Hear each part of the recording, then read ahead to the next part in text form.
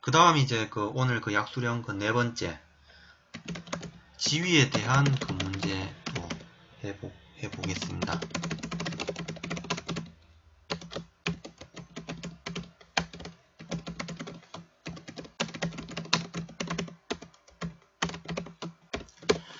임지의 생산 능력을 측정하는 방법 중에서 지위지수에 의한 방법에 대해서 설명을 또 해보겠습니다.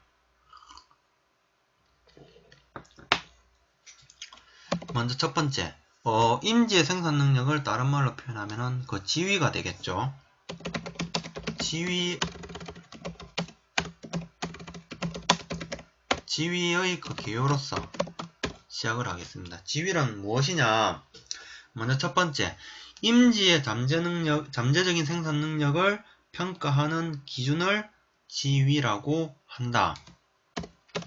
그런데 이러한 지위는 일반적으로 변화시키기가 어렵다라는 점.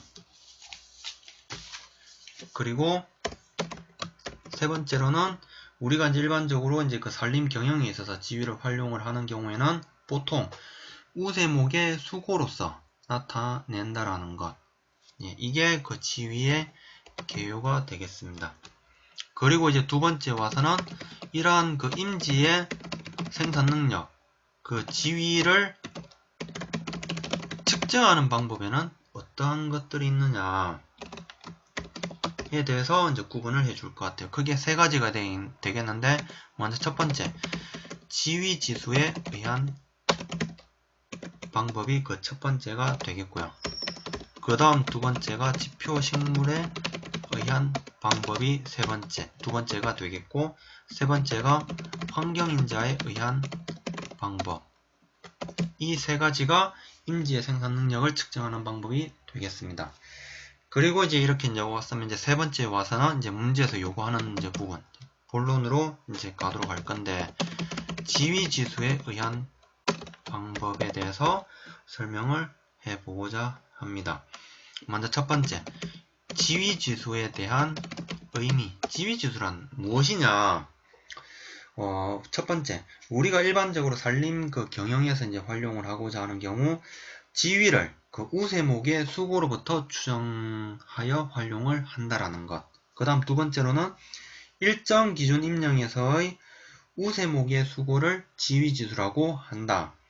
그리고 세 번째, 이를 이용해서 임지의 생산 능력을 수치로 나타내는 것. 이것이 지위지수라고 설명을 드릴 수가 있겠습니다. 그리고 이제 이러한 지위지수에 대해서는 지위지수 분류표라든지 곡선도에 대한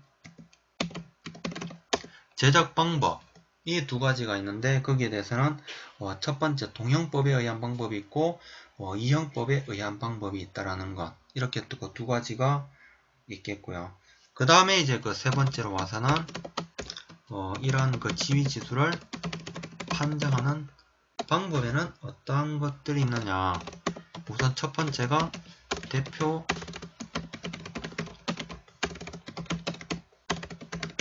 임목의 선발이 되겠습니다. 대표 임목에 이제 선발하는 방법. 첫 번째, 생장이 왕성하고 임관의 상층부에 충분한 수관을 갖는 임목을 선발한다는 것. 그리고 두 번째로는 강한 경쟁력을 보여주는 임목. 그리고 세 번째로는 어릴 때 생장이 저조하였거나 피압된 흔적이 있는 임목은 제외한다라는 것. 이게 대표 임목의 선발 방법이 되겠습니다. 그리고 이제 두 번째로 와서는 이러한 지위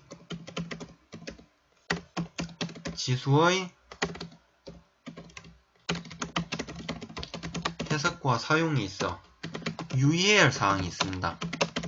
이 유의해야 할 사항 네 가지가 어떠한 것들이 있느냐. 이게 어찌 보면 굉장히 좀 중요하다고 할 수가 있는데, 이게 102회 시험에서 25점짜리 문제로 지위지수의 해석과 사용에 있어 유의해야 할 사항에 대해서 설명하시오라는 문제가 나온 적도 있습니다. 그럼 이 네 가지 방법이, 네 가지 사항이 어떠한 것들이 있느냐. 첫 번째, 지위지수를 비교하고자 할 때 각 지수는 어느 임령의 기초를 두었는지 확인을 해야 되고요. 그 다음 두 번째로는 어느 한 임령의 기초를 둔 지위지수는 간단한 수치관계에 의해서 다른 임령의 기초를 둔 지위지수로 변환될 수가 없다라는 것.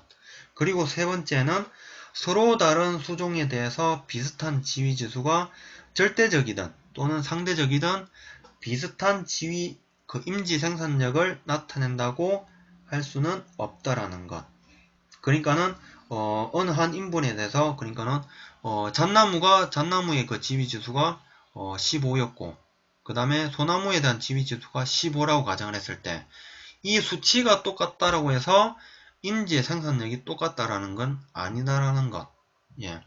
그 부분에 대한 설명이 되겠고요. 아까 두 번째, 어느 한 임령의 기초를 둔 지위지수는 단순한 수치관계에서 다른 임령으로 변환될 수가 없다라고 하는 부분은 예를 들어서 소나무 10년생에 대해서 지위지수가 15였다.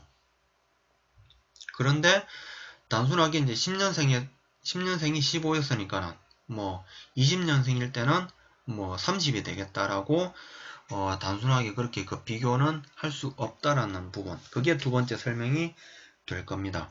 그리고 이제 네 번째 설명 와서는 어느 한 인분에 대해서 서로 다른 시점에 추정한 지위지수는 서로 다를 수가 있다라는 것. 예, 이 부분을 유의해야 될 사항으로서 꼭 염두에 둬야 될 항목이지 않느냐라고 언급이 되고 생각이 됩니다.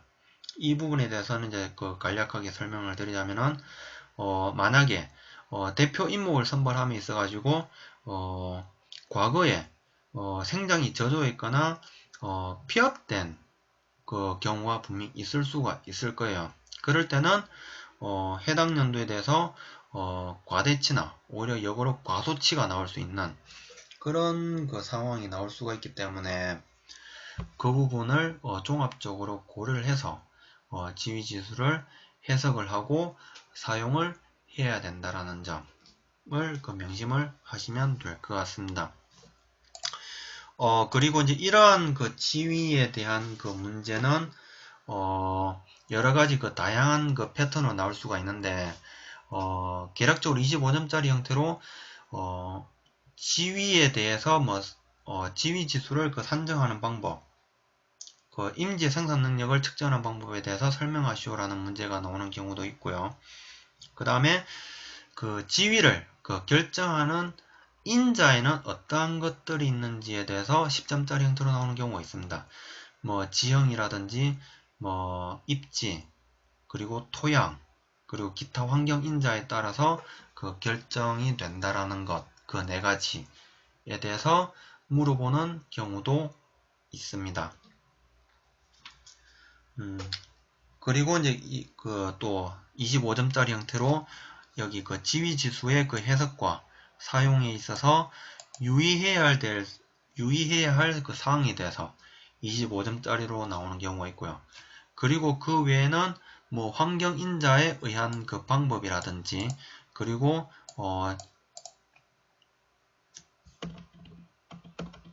지표 식물에 의한 방법은 그냥 간략하게 개념만 파악을 해 두셔도 충분히 그 문제를 푸는 데는 지장은 없을 것으로 생각이 됩니다.